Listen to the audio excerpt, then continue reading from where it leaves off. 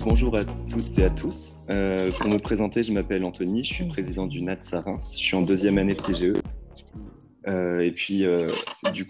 Nous allons faire cette conférence qui est avec comme thème une nouvelle génération à impact positif, où nous avons comme invité Martin Crégut et puis Jarod, qui vont vous présenter leur entreprise et je leur laisserai le faire parce qu'ils le feront bien mieux que moi. Et voilà, donc pour commencer, on va vous présenter le NET, donc l'association Neoma Alumni Team Support du côté de Reims, pour laquelle je suis président, et puis du côté de Rouen, c'est Perrine qui s'en occupera. Donc le NATS au niveau des clubs Neoma Alumni, c'est 8109 membres du côté de Reims et 7786 du côté de Rouen. NATS, pour faire simple, c'est une association qui a pour but de faire des événements comme celui-ci où on met en lien les anciens de Neoma, donc les alumni, avec les étudiants actuels sur différents thèmes. On a abordé pas mal de thèmes. Par exemple, l'année dernière, on a abordé des thèmes au niveau de la finance, du luxe, de la culture, des speed dating, d'entrepreneuriat, des after-work. Enfin, tout ce qui peut être fait, on le fait. Et on essaye de faire en sorte de créer un lien entre les anciens et les nouveaux. Du côté de Reims, pour faire une brève présentation, on est 25 membres. On est divisé en 5 pôles, le pôle luxe et culture, le pôle business et entrepreneuriat, le pôle finance et audit et le pôle communication. Et puis voilà, c'est à peu près tout. Donc voilà l'équipe, le bureau du côté de Reims. Et je vais laisser Perrine présenter du côté de Rouen. Alors, bonjour à tous. Du coup, moi, c'est Perrine Morisseau. Je suis présidente de NATS à Rouen. Et de la même manière, comme l'a présenté Anthony, le but, c'est vraiment de créer du lien entre les étudiants des promos actuels et les alumni par divers événements, que ce soit des conférences thématiques comme on peut le faire maintenant, ou bien des événements de plus grande ampleur, des rencontres sportives, même si notre mandat était un petit peu limité avec la période Covid, mais ça va reprendre tout doucement. Et du coup, voici le bureau du côté de Rouen. Donc, ma vice-présidente qui est Anne-Charlotte Gérardi, Geoffroy Dupont qui est notre secrétaire général et Sam qui est la trésorière. Et on a une équipe de 23 membres qui nous accompagnent sur plein d'événements et plein de projets encore à venir. Et le réseau est tellement vaste qu'il y a encore plein de choses à faire.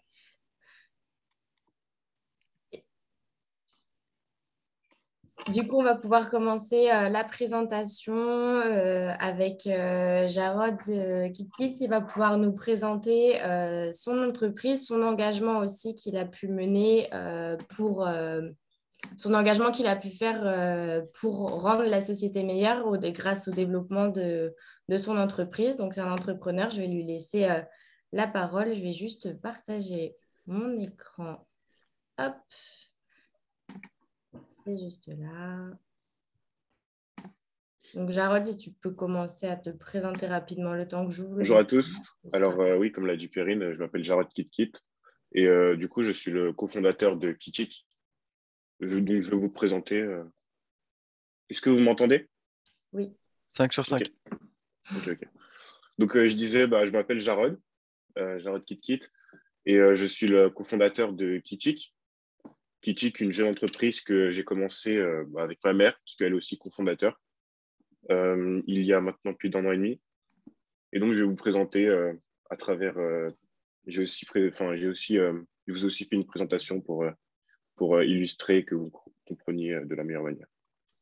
Alors, déjà, je vais vous poser une question, je vais vous faire un peu participer. Est-ce qu'il y a certains d'entre vous qui connaissent ces fruits ou qui ont déjà rencontré ces fruits dans leur consommation journalière, hebdomadaire, mensuelle? À droite, ça ne me dit rien. À gauche, ça me dit quelque chose, moi. Ça vous dit rien? Eh bien, vas-y, Perrine, passe la slide suivante. Alors, à droite, on a le physalie. C'est un fruit exotique. Donc, on le retrouve principalement en Amérique du Sud. Il est très consommé là-bas, mais il est très, très peu connu en Occident, et notamment en France. C'est un produit très particulier parce qu'il est plutôt acide, mais ce n'est pas la même acidité que le citron. Et à gauche, on a le Capuaçu, c'est assez dur à prononcer. Et là, pareil aussi, Amérique latine. C'est une variante, on va dire, de cacao, mais avec un goût aussi assez fort, assez particulier. Et donc, tout ça pour vous présenter Kichik. Alors, du coup, Kichik, c'est voilà, du voyage, du partage, de l'exotisme, le tout dans un panier livré. L'idée qu'on a eue avec ma mère, c'est vraiment de vous faire découvrir chaque mois, chaque semaine, et toute l'année, si ça se passe bien, des nouveaux fruits, donc des fruits exotiques, des fruits et des légumes. Donc, on, a, on propose nos services aux particuliers et aux entreprises. Et donc, si vous êtes un particulier, on peut vous livrer chez vous. Vous pouvez souscrire un abonnement résiliable à tout moment, bien sûr. Et on vous livre, voilà, tous les mois, un panier composé de fruits et de légumes exotiques. Pareil, si vous êtes une entreprise, on propose aussi d'autres services que je vous présenterai un peu plus tard. Alors voilà, Kitik, c'est une aventure familiale. C'est parti d'une idée donc, qui s'est accentuée avec la période qu'on a tous connue, donc le Covid. Faut savoir que ma mère, elle a déjà une entreprise dans l'agroalimentaire. Donc, elle propose des produits, des fruits et des légumes aussi exotiques, mais cette fois-ci surgelés à des grands groupes. Et donc, on a voulu faire une nouvelle offre un peu plus digitalisée en proposant, pareil, toujours en restant dans l'esprit de l'exotisme, proposer une offre assez différente qui se fait sur le marché parce qu'il y a quand même beaucoup d'acteurs qui proposent une livraison de fruits et légumes. Et donc, nous, voilà, c'est vraiment faire découvrir des cultures, une gastronomie, vous emmener, vous inviter au voyage et à la découverte de nouvelles saveurs. Alors, dans nos propositions de valeur, on va avoir plusieurs choses. De une, déjà, tous nos fruits et nos légumes sont des produits de saison. Donc, en fonction de la période où vous allez souscrire, par exemple, à un abonnement, ça va très, très varier parce que voilà, sur la saisonnalité des fruits et des légumes, ça ne va pas être la même chose d'un mois à un autre, d'une saison à une autre. On va aussi avoir une agriculture raisonnée parce qu'on sélectionne on est très dur en fait sur la sélection de nos partenaires. Donc, on travaille avec Demestre, on travaille aussi avec les frères Tang pour les produits asiatiques et puis d'autres partenaires aussi pour des produits typiquement qui viennent d'Afrique, d'Amérique latine. On va aussi avoir une sélection variée, exotique et locale. Et le plus que vous allez avoir avec Kichik, c'est une fiche recette. Parce que, par exemple, pour les fruits que je vous ai présentés au début, des fois, on est un peu surpris, on ne sait peut-être pas comment les cuisiner. Je parle notamment pour les légumes qui peuvent s'accompagner de diverses choses très, très bonnes, très, très bonnes découvertes. Et donc, du coup, voilà.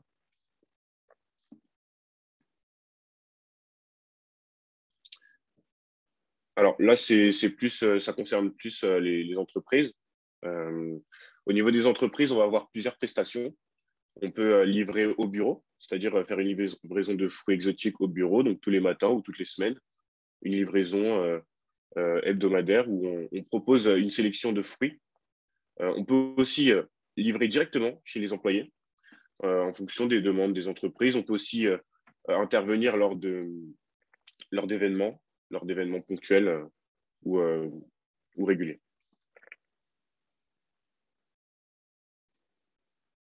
Alors, dans notre démarche responsable, on va avoir plusieurs choses.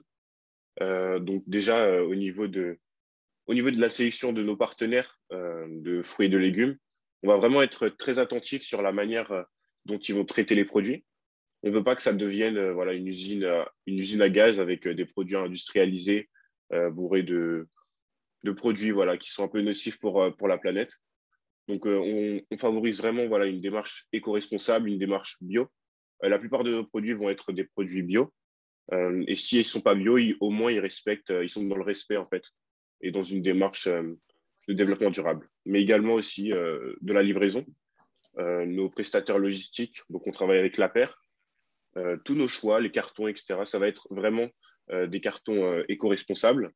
Et on a aussi choisi le modèle de la consigne, c'est-à-dire que quand on va livrer un client, on va lui demander de garder le carton avec lui et on va le récupérer à la prochaine livraison pour toujours être dans cette dynamique de ne pas gaspiller ce qu'on utilise.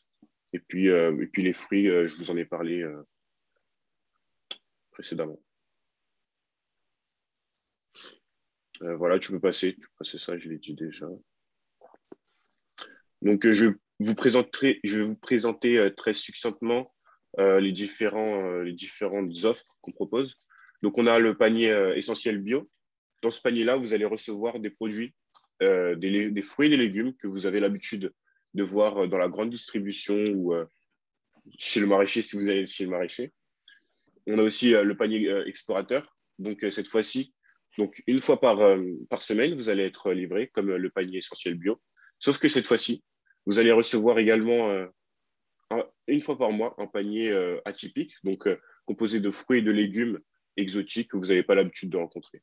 Et pour le panier grand explorateur, en fait, vous allez recevoir 2 paniers par mois, pareil comme le panier explorateur, avec des fruits et des légumes atypiques, donc exotiques, qui peuvent venir d'Asie, d'Amérique latine ou d'Afrique, et même d'Océanie, parce qu'il y a aussi une grande variété en Océanie. Et on va avoir voilà, le panier explorateur fruits exotiques. Donc cette fois-ci, on va juste vous livrer des fruits et pas de légumes, cette fois-ci, sur cette offre. Donc le panier découverte, ça va être pour les curieux. Donc cette fois-ci, c'est vraiment le panier à l'unité. Si vous voulez essayer une seule fois, voir comment se compose la box, comment se présente l'offre, comment se présente notre service, vous pouvez souscrire voilà, à un panier découverte et vous faire livrer une fois, que ce soit au bureau ou chez vous.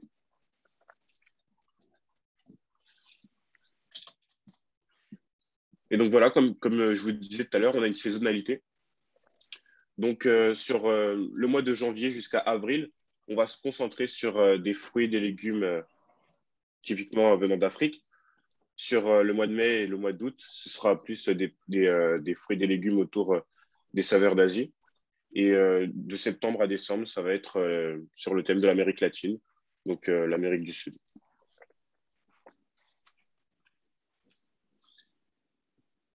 Alors, tu peux passer, ça va vraiment être les différentes formules. Et donc, voilà, je vous ai présenté mon entreprise. Donc, c'était Kitik. Et je vous remercie de m'avoir écouté. Merci à toi, Jarod. Du coup, on va passer à la présentation de Martin et pourquoi il s'est engagé également et en quoi, en fait, c'est un engagement entrepreneurial qui va améliorer la société et en quoi l'entrepreneuriat jeune aussi est important. Donc, je te laisse la parole, Martin. Je vais juste enlever avant. Voilà, comment on enlève le partage d'écran?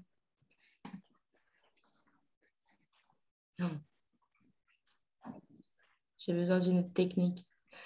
C'est bon là, hein, tu l'as enlevé. C'est bon? Tout est parfait. Super. Merci beaucoup, Perrine, pour cette transition. Bonjour à tous. Merci beaucoup pour l'accueil. Neoma Alumni, le NATS. C'était un plaisir de pouvoir partager avec le réseau dès qu'on peut. Donc moi, je vais vous raconter un petit peu mon parcours et puis ce qu'on fait chez Esli aujourd'hui, en essayant de venir sur ce qui nous intéresse, c'est-à-dire aussi l'impact positif et l'engagement qu'on peut avoir même assez jeune. Moi, ma petite histoire, elle commence à l'université, à la Sorbonne, où j'ai étudié l'économie pendant très longtemps, peut-être même trop longtemps. Malheureusement, ni l'économie ni l'université, je pense, étaient vraiment fait pour moi. Et j'ai découvert l'entrepreneuriat un peu par hasard. D'abord en tant que livreur à vélo pour une start-up parisienne, et puis juste après en tant que chef cuisinier pour une autre start-up à Paris qui venait de s'implanter, où le principe était assez simple, c'était de faire à manger pour ses voisins.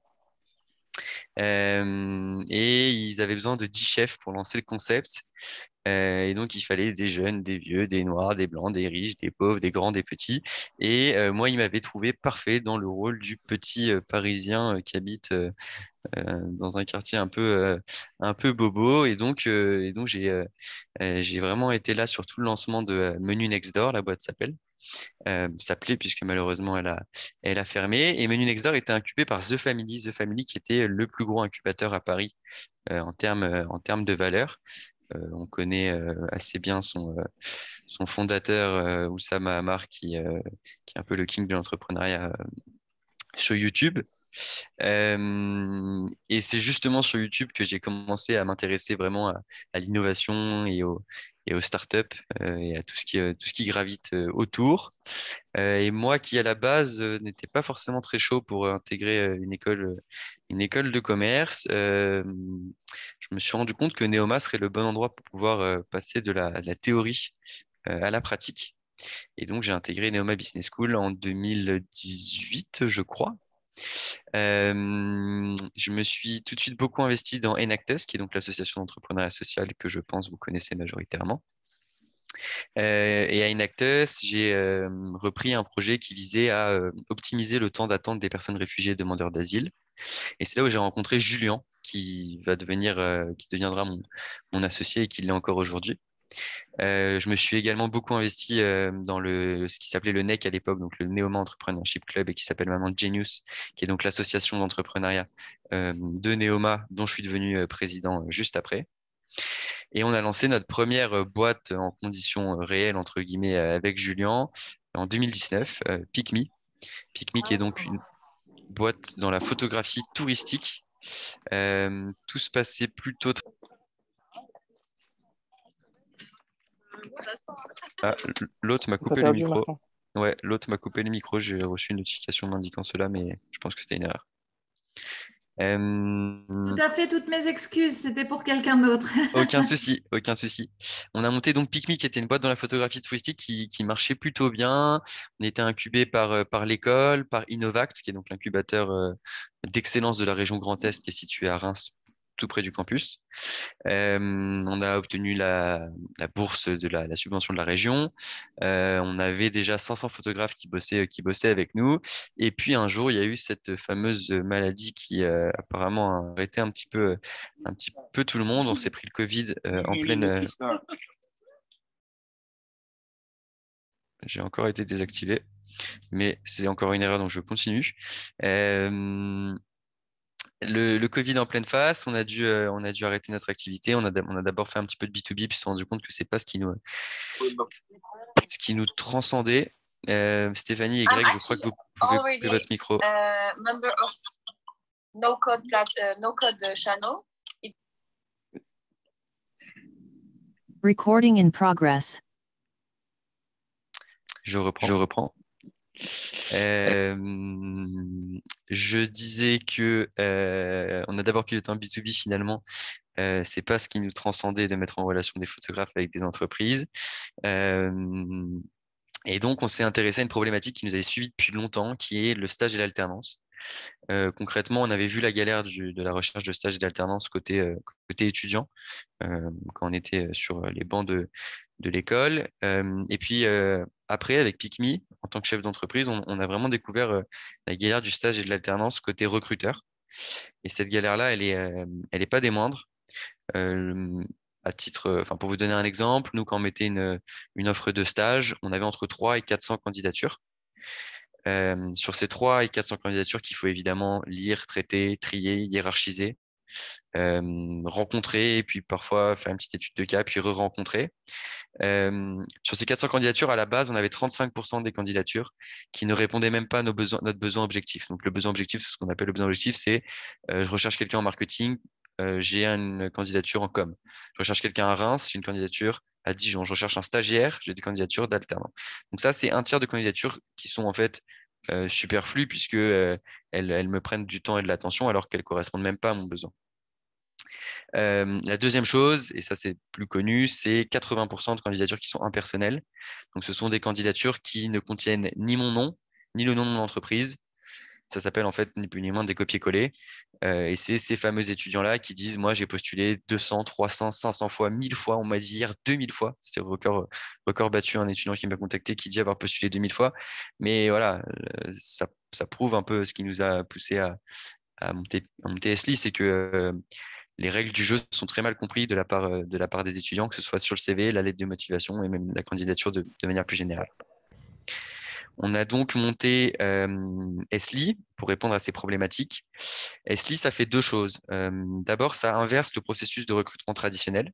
C'est-à-dire que contrairement aux job boards que l'on connaît tous, Welcome to the Jungle, Job Teaser, Indeed, Monsters, qui eux référencent des offres de stage ou d'alternance, nous référençons des candidats. Alors, c'est pas juste parce qu'on est des start-upers qui veulent tout disrupter, c'est surtout parce que en fait, ça fait gagner un temps fou aux recruteurs qui, grâce à un petit filtre de recherche, va pouvoir indiquer ce dont il a besoin et donc ne considérer que les profils qui répondent à sa requête. La deuxième chose, c'est parce que notre combat, c'est le CV, la lettre de motivation, qui à nos yeux sont des médiums de candidature absolument obsolètes aujourd'hui.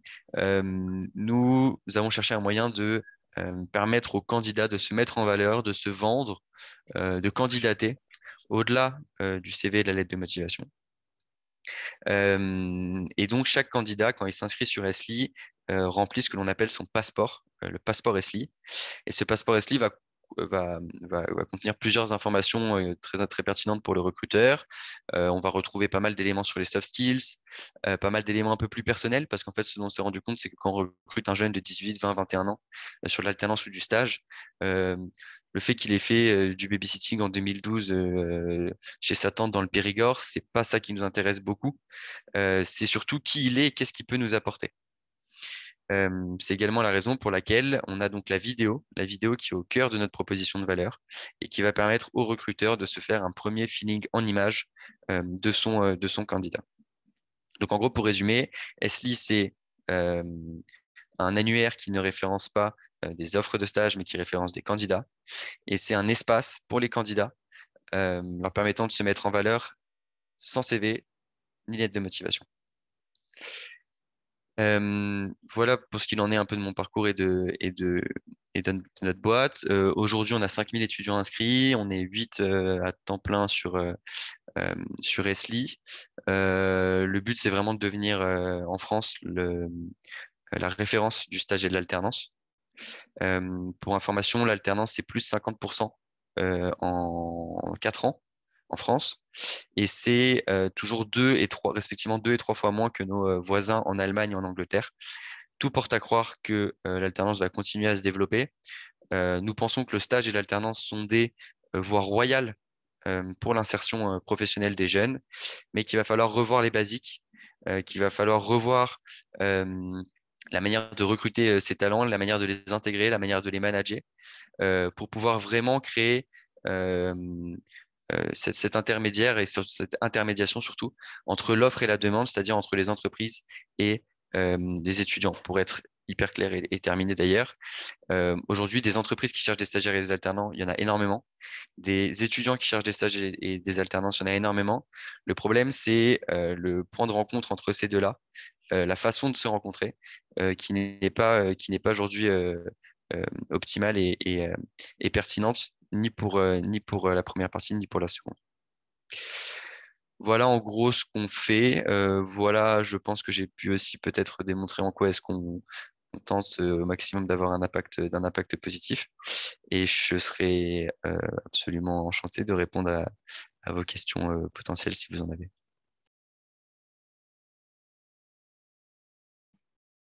Merci pour ta présentation, Martin. On va passer du coup à une phase de questions-réponses, si vous le voulez bien, sauf si Jarod ou autre avait des éléments à ajouter, peu importe, ou même Anthony, si jamais vous avez des choses à ajouter sur ce qui vient d'être dit. Et puis sinon, on va passer à la phase de questions-réponses. Les questions peuvent être posées soit par oral, soit dans le chat, et puis on va prendre le temps de les lire au fur et à mesure, donc n'hésitez pas. Sachant que, comme Marion l'a précisé, si jamais vous posez des questions, la conférence va être rediffusée, donc vous acceptez en quelque sorte que votre image ou que votre voix soit rediffusée, si vous activez votre caméra ou votre micro.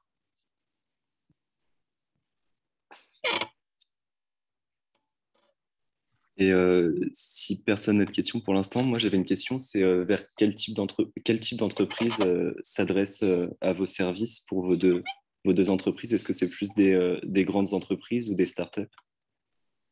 Je laisse répondre en premier, Gérard.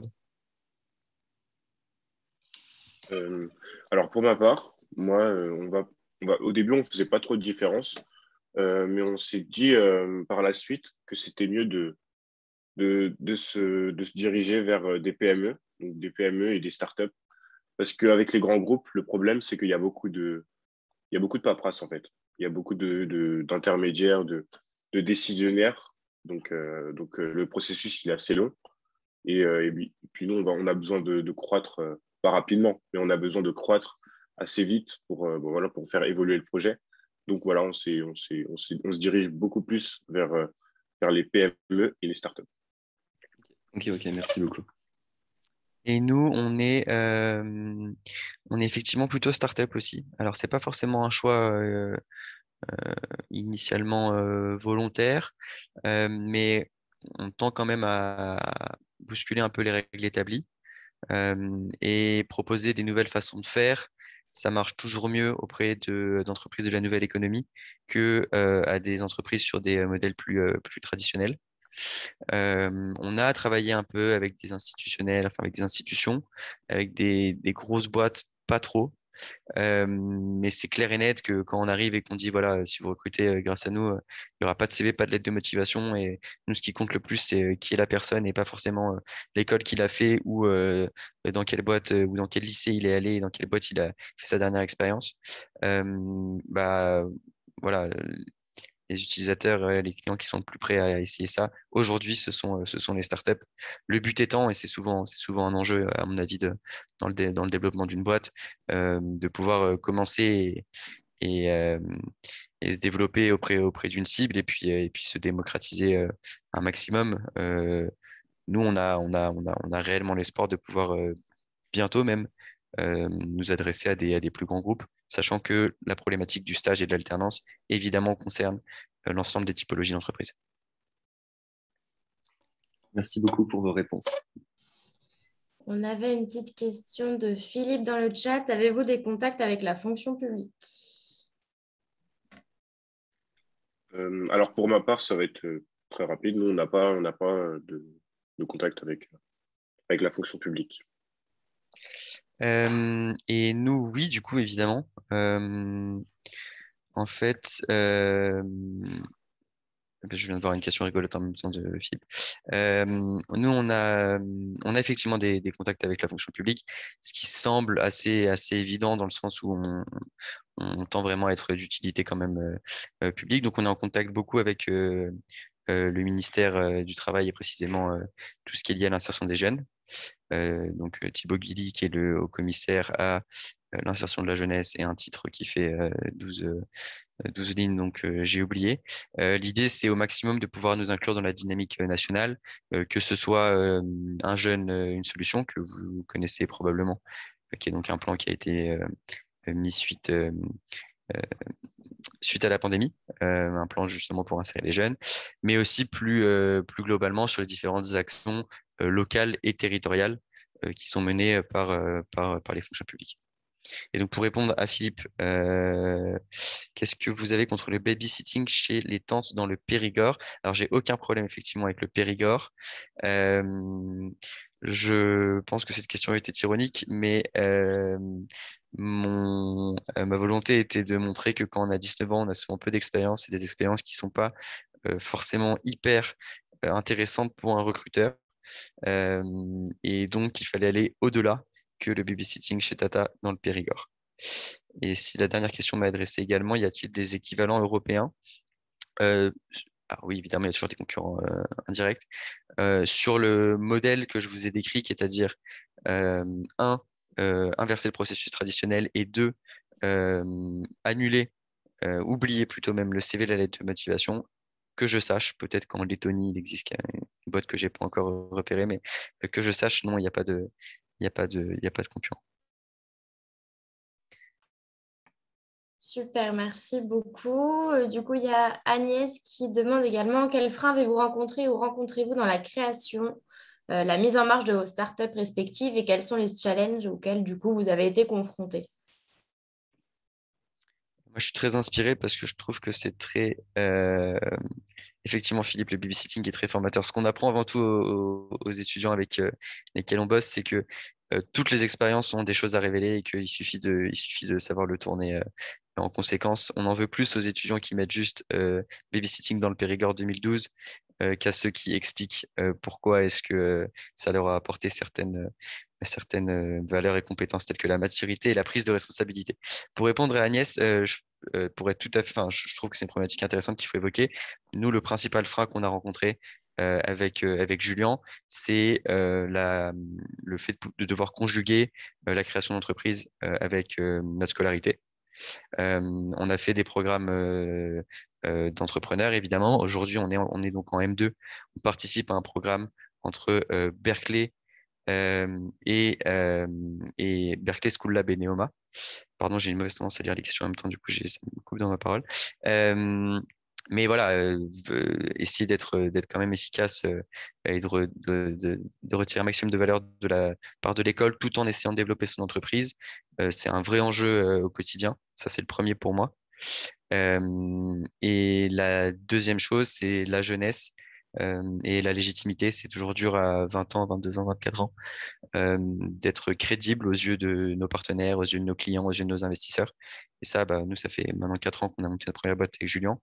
Je pense que c'est toujours pas profondément le cas, mais c'est en tout cas un travail qui prend énormément de temps.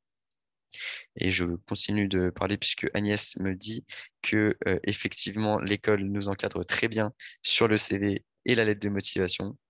Et je confirme que Neoma nous cadre sur cela.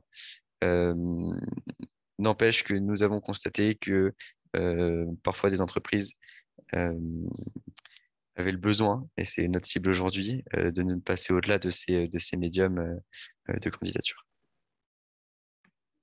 Et du coup, Jarod, toi, sur les challenges que tu as pu rencontrer aussi pendant la création de ton entreprise, ou quoi, puisque tu es encore en études également sur le campus de Rouen, du coup. Donc, est-ce que tu peux nous en dire un petit peu plus à ce niveau-là? Alors moi, ça va être pareil que Martin, parce que je suis aussi étudiant. Donc moi, je suis en M1 à Neoma Business School. Ça va être vraiment le temps, moi. Le temps, savoir me dégager du temps pour mon entreprise. Parce qu'il faut savoir que j'ai pas cette entreprise, j'en ai aussi une autre, que cette fois-ci, je gère tout seul. Donc ça a toujours été pour moi ça a toujours été pour moi une problématique centrale de savoir m'organiser, de voilà, savoir gérer mon temps entre les cours, entre mes entreprises. Et puis également, aussi comme Martin, la légitimité auprès des entreprises. Parce que quand on va démarcher des grands groupes, des fois, on est en face de cinquantenaires et de quarantenaires. Enfin, des fois, on n'est pas forcément pris au sérieux. Des fois également, il y a aussi un problème de compréhension.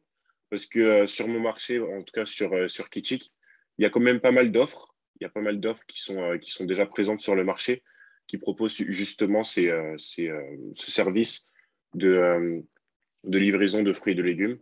Nous, notre différence va être principalement dans la typologie en fait, des fruits et légumes. Donc, nous, c'est plus sur la niche exotique, mais également, comme je vous l'ai dit, la démarche éco-responsable, donc le choix des partenaires. Donc aussi, voilà, ça va être éduquer en fait le marché qui ne connaît pas forcément voilà, ces variétés ou cette différence. Donc, c'est un travail c'est un travail de longue haleine, c'est un travail sur le long terme, mais voilà, c'est principalement les challenges que j'ai rencontrés.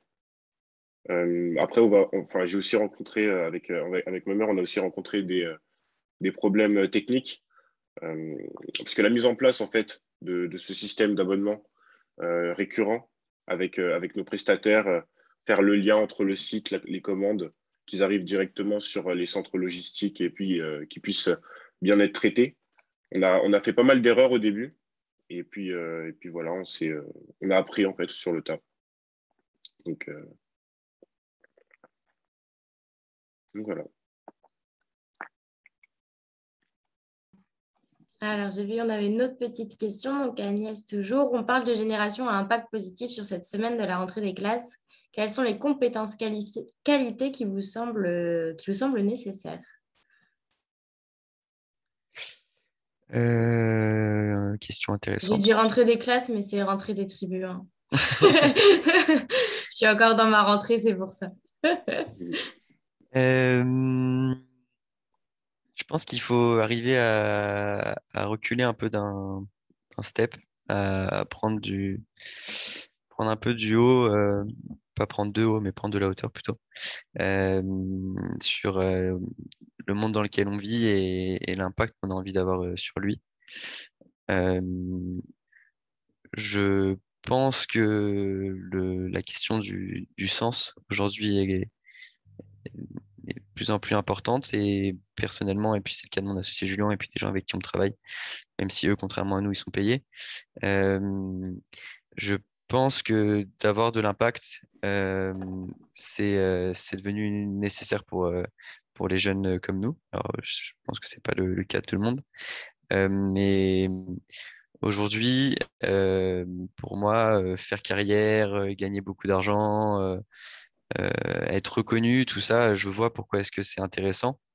Mais ce qui m'anime le plus dans tout ça, c'est vraiment de pouvoir avoir de l'impact et de changer le monde en mieux. Et Agnès, quand je fais référence au sens, pardon, je voulais dire la question du sens au travail. Euh, du sens au travail et du sens de la vie et de ses journées, de savoir pourquoi est-ce qu'on se lève le matin et quel est notre objectif. Je sais pas si j'ai répondu à la question, en fait, j'ai l'impression d'avoir été un petit peu vague. Jarod? Donc la question, c'était quelles sont les compétences, les qualités. Euh, ouais, c'est une question assez difficile en fait, parce que c'est propre à chacun. On est tous différents, on a tous nos qualités, nos défauts. Et puis je pense que en fonction de nos ambitions, de nos projets, on va pas forcément euh, mobiliser les mêmes qualités, les mêmes compétences. Pour ma part, ça a été la persévérance. La persévérance, c'est quelque chose qui m'a beaucoup servi parce qu'au début, c'est vraiment pas facile, surtout vraiment au démarrage, quand il y a tout à construire, que voilà, personne vous attend, personne vous connaît. C'est vraiment la persévérance qui permet d'avancer, même quand voilà, ça marche pas, quand il y a des coups de mou, euh, quand tout ne se passe pas comme prévu, que ce soit avec les clients, parce que les clients aussi, c'est une problématique centrale dans l'entreprise. Je ne sais pas si pour toi, Martin, enfin toi, ça ne doit pas trop être le cas parce que tu rencontres des étudiants et tu es plus dans une démarche d'aide avec les étudiants et auprès des entreprises. Mais pour ma part, j'ai rencontré des clients assez particuliers, également avec les entreprises, les partenaires, où on ne s'entend pas forcément sur tout. Donc ça va vraiment être voilà, la persévérance, euh, la résilience également. Et puis aussi beaucoup de passion, beaucoup de passion.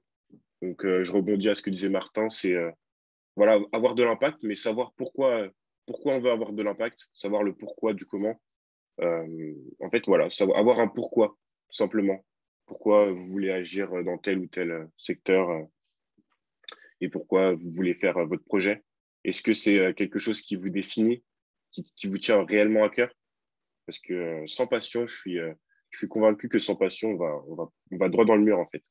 Parce qu'il y a beaucoup d'embûches, beaucoup de choses qui peuvent nous freiner, qui peuvent nous décourager, beaucoup de gens aussi dans l'entourage. Donc voilà, ça va être vraiment ces deux qualités. Je suis totalement d'accord avec toi et je compléterai avec un truc qui choque un peu parfois quand je le dis, mais je pense qu'il faut aussi beaucoup de naïveté parce Ouais, que quand on est trop réaliste, qu'on voit trop ouais, les ça. choses en face, et ben on voit que les problèmes. Mm. Il faut être un peu un optimiste heureux ou un optimiste simplé, vraiment dans le positif de la chose, même si les mots sont pas forcément très positifs, et que c'est en étant persuadé, convaincu et passionné tous les matins qu'on peut le faire et qu'on peut avoir de l'impact, même petit, et que peut-être qu'il grandira qu'on on en a finalement. Donc ouais, je suis d'accord avec toi. Alors, je reprends mon cours des questions. Il y avait une petite question encore d'Arnold qui demandait, question à Martin, à quand la version de votre solution pour les seniors qui ont un CV trop long ou trop d'expérience? Et c'est marrant parce qu'on m'a posé pour la première fois cette question la semaine dernière. Tu sais quoi, Arnold, laisse-moi tranquille. Je vais m'intéresser d'abord à cette énorme problématique qui est le stage et l'alternance. Et puis, peut-être qu'un jour, on s'attaquera à cette autre partie de marché. Mais c'est une très bonne question. Et c'est sûr que c'est un peu l'autre extrême. La problématique est aussi hyper intéressante. Mais voilà, c'est pas pour aujourd'hui. J'avais une petite question comme ça pour vous dire, les gars, vous voyez où dans 10 ans? Parce qu'on sait que le marché de l'entrepreneuriat, etc., c'est très instable. Si je vous demande comme ça, dans 10 ans, vous voyez où? Est-ce que vous voyez toujours dans votre entreprise? Est-ce que vous voyez l'entreprise grossir ou au contraire changer, basculer sur un nouveau projet, vous enrichir encore plus dans d'autres expériences? Vous en pensez quoi? Dans 10 ans, déjà rien que dans 5 ans, c'est une question difficile parce que pour nous qui avons choisi le chemin de l'entrepreneuriat, en fait, on peut pas prévoir, on peut pas tellement prévoir l'avenir et enfin voilà ce qui va se passer. Mais pour ma part, c'est vraiment développer les projets que j'ai commencé dès maintenant, donc Kitik et mon autre entreprise. Pour Kitik, on a des ambitions pour l'instant, on est juste disponible en fait sur l'Île-de-France. Donc déjà sur le moyen terme, ça va être d'être disponible sur toute la France. Et puis si dans 10 ans ça marche encore, c'est d'être disponible dans toute la francophonie, donc les pays frontaliers à la France. Et puis aussi développer voilà une antenne peut-être physique pour avoir voilà un site en réel que les clients puissent aller à leur rencontre. C'est aussi une expérience qui pourrait être intéressante. Et puis, voilà, d'autres projets, une épicerie fine autour de l'exotisme. Voilà. Donc, après, on peut refaire le monde, franchement, dans 10 ans. Voilà. Pour Mais Noël, moi, c'est la ça. première réponse que tu as donnée est celle qui me convient le mieux, Jarod, c'est que voilà, 3 ans pour moi, c'est compliqué. Souvent, là, on est en discussion avec des investisseurs depuis plusieurs mois et ils demandent tout le temps des prévisionnels à au moins 3 ans jusqu'à 5 ans. Mais enfin, nos sujets sont tellement changeants Ouais. enfin, c'est impossible pour nous de savoir où on est dans 3 ans ou dans 5 ans.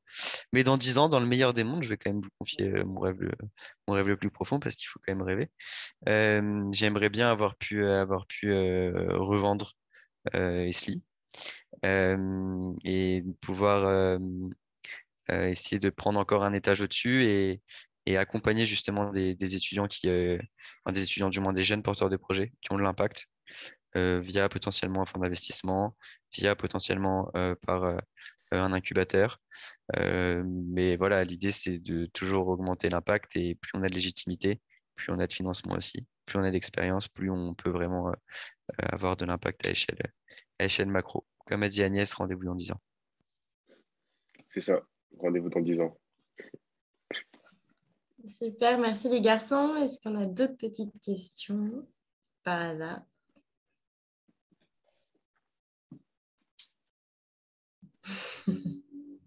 Agnès qui nous signale avant quand même les 10 ans pour pouvoir nous tenir au courant de l'avancée de vos projets.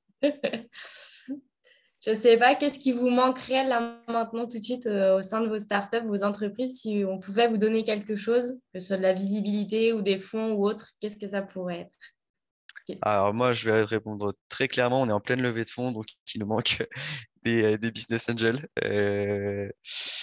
Et puis pour l'instant, là, tout de suite, c'est tout. Après, évidemment, il manque de la notoriété, il nous manque de la force de frappe, mais si on pouvait conclure cette levée, le reste suivrait plutôt facilement.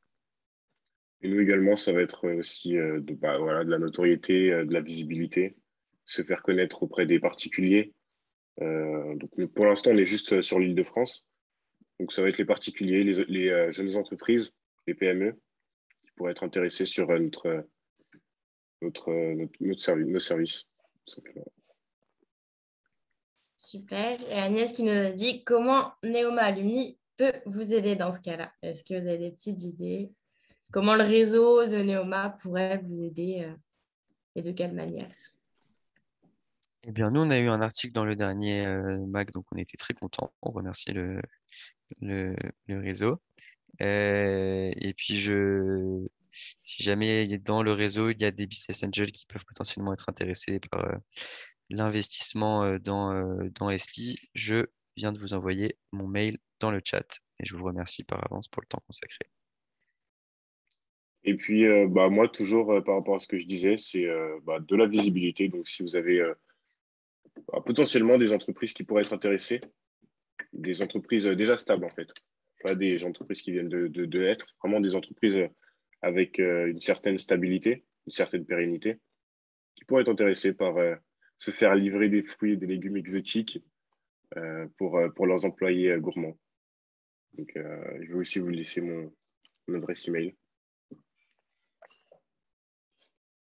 Est-ce que Jarod, Agnès te demande si tu serais intéressé éventuellement par un article dans le MAG à propos de ton entreprise, de tes besoins, etc., qui serait bien sûr diffusé aux alumni et même votre quotidien.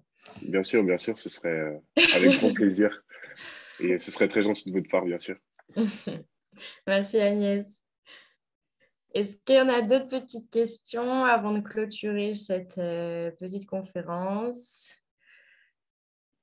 Alors, Grégoire qui nous dit peut-être parler nous aussi de votre programme d'ici la fin de l'année. Anthony, Yes. Est-ce qu'on passe sur le NATS un petit peu? Est-ce qu'on continue sur les entreprises? T'en penses quoi? Je ne sais pas la question s'adresser à qui?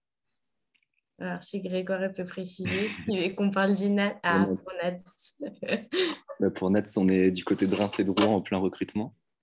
Et puis d'ailleurs, des recrutements qui se passent bien des deux côtés parce qu'on a une forte demande par rapport... Enfin, on a toujours une évolution dans la demande des étudiants. De notre côté, on est un peu plus de 160 dans le groupe de recrutement. Et on est dans la première phase, c'est-à-dire remplir un dossier pour ensuite passer aux entretiens dans 1 ou 2 semaines. Et de notre côté, pour Rouen, pareil, on a une centaine de personnes qui sont intéressées sur le groupe de recrutement, avec beaucoup de projets à venir, une forte demande des étudiants qui viennent en général à Neoma parce qu'aussi, on leur a vendu le réseau et qu'ils ne savent pas comment s'en servir ou l'utiliser. Donc, on a une forte demande de ce côté-là et donc c'est très porteur, que ce soit pour Reims ou pour Rouen. Au niveau des associations, elles évoluent bien avec de beaux projets à venir aussi. Donc, et beaucoup d'idées. Pendant les entretiens, on a l'occasion d'échanger avec les premières années qui sont aussi porteurs de nouveaux projets. Donc, quand on va faire la passation d'ici la fin de l'année, ça garantit qu'il va y avoir des projets et une bonne suite pour les 2 associations des 2 côtés. Ça, on ne s'en fait pas. Et beaucoup plus de liberté par rapport à l'année dernière aussi, où on a dû tout faire en virtuel. C'est ça.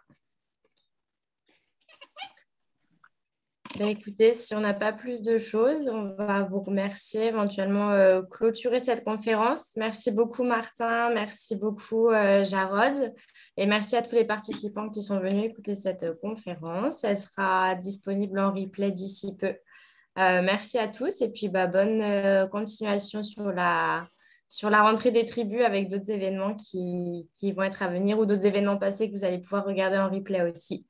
Et donc, peut-être à la prochaine fois sur une autre conférence proposée par le NATS ou sur une autre conférence de Neoma Alumni. Et au plaisir de se rencontrer. Merci à tous. Merci à vous. Merci pour cette belle conférence. Encore continuez merci, comme Martin, ça, sur la bonne voie. Au revoir. Super, vraiment.